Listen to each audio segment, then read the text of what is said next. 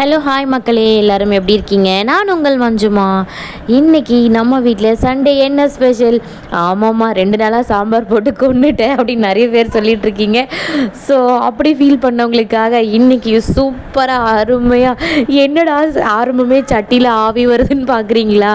இன்றைக்கி நம்ம வீட்டில் சூப்பரான சட்டியில் என்ன பண்ண போகிறோம் அப்படின்னா பெப்பர் ஃப்ரை.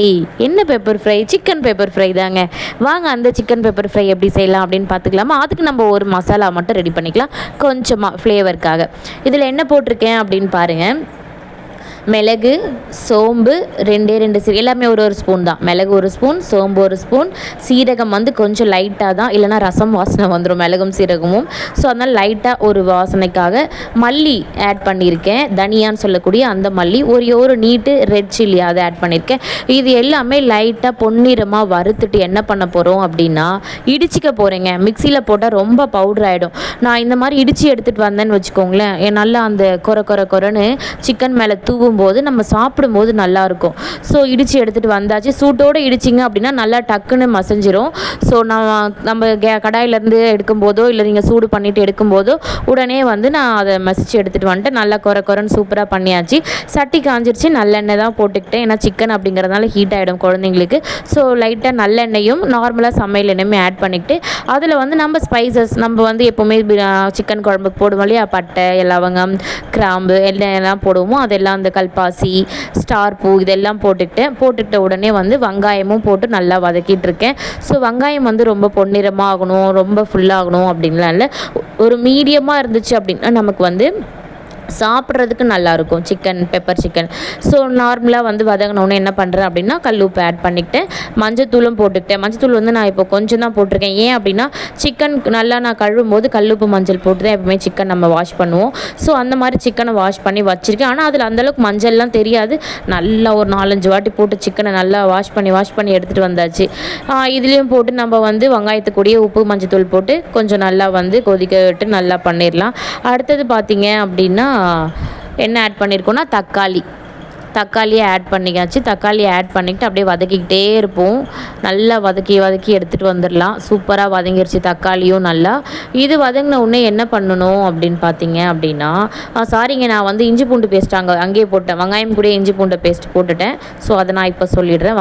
இஞ்சி பூண்டு பேஸ்ட் போட்டுக்கங்க. அடுத்து தக்காளி நல்லா வதங்கினதுக்கப்புறமா garam masala 1 spoon, red chilli powder வச்சுருப்போம் இல்லையா, அந்த ரெட் சில்லி அந்தளவுக்கு காரம் கொடுக்காது, பட் இருந்தாலும் கலருக்கு நல்லாயிருக்கும். So red chilli powder 1 spoon garam masala 2மே நம்ம இதில் ஆட் பண்ணிக்கிட்டோம். மசாலாவோட போட்டு நல்லா பாருங்கள், வெங்காயம் தக்காளி மசாலாஸ் எல்லாமே சூப்பராக வெந்துருச்சு பாருங்கள். நல்லா மசாலா மிக்ஸ் ஆகிடுச்சு. இப்போ நம்ம வாஷ் பண்ணி வச்சுருக்கக்கூடிய அந்த சிக்கன் நான் கடையிலேயே கொஞ்சம் குட்டி குட்டியாக நார்மல் சைஸில் தான் கட் பண்ணி கேட்டிருந்தேன். ஸோ அதே மாதிரியே கொடுத்துருந்தாங்க, நல்லா இருந்தது. ஸோ நல்லா சிக்கனுமே ஃப்ரெஷ்ஷாக தான் இருந்தது. அதையும் நம்ம உப்பு மஞ்சத்தூள் போட்டு நல்லா வாஷ் பண்ணி எடுத்துகிட்டு வந்தாச்சு. எடுத்துகிட்டு வந்துட்டு இப்போ நம்மளுக்கு வதங்கியிருக்கு இல்லையா வெங்காயம் தக்காளி, அதோட சூப்பராக போட்டு நல்லா ஒரு கலரி கிண்டி விட்டு யார் என்னென்ன மாதிரி சொல்லுவோம், கலரி கிண்டி எல்லாம் பண்ணியாச்சுங்க. மேட்ச் எல்லாம் பண்ணிவிட்டு சூப்பராக அந்த மசாலாவோட சிக்கன் போய் நல்லா உட்காந்துருச்சுங்க.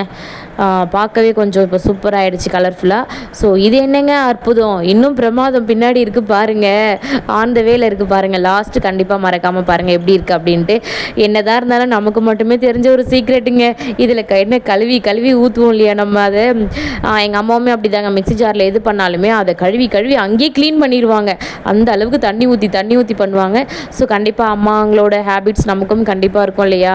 இஞ்சி பூண்டு நசுக்குனது, அந்த மசாலாஸ் நசுக்குனது எல்லாம் தண்ணி ஊற்றி இங்கே கழுவிட்டேன். ஸோ கண்டிப்பாக சிக்கனுக்கு நம்ம தண்ணி வச்சு தானே ஆகணும், அது நம்ம இந்த தண்ணி வச்சுக்கலாம் அப்படின்னு நான் ஊற்றிக்கிட்டேன்.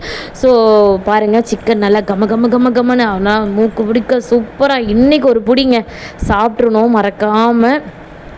எப்படி இருக்குன்னு பாருங்கள். சிக்கன் நல்லா வெந்து வந்துருச்சு. அடடா, மணக்க சுவைக்க சூப்பரான ஒரு பெப்பர் சிக்கன் ரெடி ஆகிடுச்சிங்க. நம்ம அப்போ இடித்து வச்சுருந்த மசாலாவை இப்போ ஆட் பண்ணுறோம் பாருங்கள்.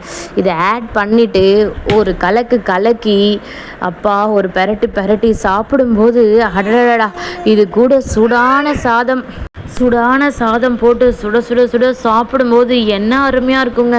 யாருக்காவது கோல்டு பிடிச்சிருந்துன்னா மறக்காமல் இதே மாதிரி ட்ரை பண்ணி பாருங்கள். கண்டிப்பாக அந்த அந்த மசாலா போடுங்க, தூவிட்டு சாப்பிடும்போது அவ்வளோ டேஸ்ட்டாக இருக்கும். அதுக்கப்புறமா சிக்கன் நல்லா பார்க்கவே சூப்பராகிடுச்சு. இதில் என்னங்க வேறு மிச்சம் மீதி என்ன இருக்குது, எல்லாம் இந்த மல்லி தான். இதையும் லாஸ்ட்டாக போடுங்க, இது மட்டும் ஏன் மிச்சம் வைக்கணும். அதையும் போட்டு ஒரு கலரிட்டு சரி மனுஷன் உட்காந்துட்டு இருக்காரே ஹாலில், ஏதோ மேட்ச் போகுதுன்னிட்டு இருந்தாங்களே அதான் வச்சுட்டு இருக்காரு நான் நினச்சி பிளேட்டில் வச்சுட்டு எடுத்துகிட்டு போய் கொடுத்தேங்க. கொடுத்தா ஒரு ரியாக்ஷன் கொடுத்தாங்க பாரு, அப்பா பொண்ணு எல்லாரும். கண்டிப்பாக கேளுங்க. அதை நான் வாய்ஸை மியூட் பண்ணிட்டேன். இப்போ நானே சொல்கிறேன் என்ன அப்படின்ட்டு. நல்லா இருக்கே, தாபா ஸ்டைலில் இருக்கான். தேங்க்யூ மக்களே, பாய்.